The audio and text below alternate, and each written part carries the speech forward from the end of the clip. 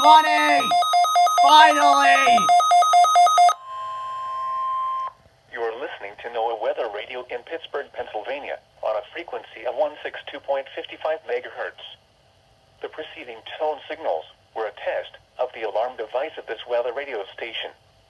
During potentially dangerous weather situations, specially built receivers will be automatically activated by these tones to warn of impending hazards. Tests of these receivers are conducted by the National Weather Service between 11 a.m. and 12 noon on each Wednesday. This radio station, KIH35, serves the following counties in western Pennsylvania: Allegheny, Armstrong, Beaver, Butler, Fayette, Greene, Indiana, Lawrence, Washington, and Westmoreland. And in northern West Virginia, Brooke, Hancock, Marshall, and Ohio. And finally, in east central Ohio, Columbiana County.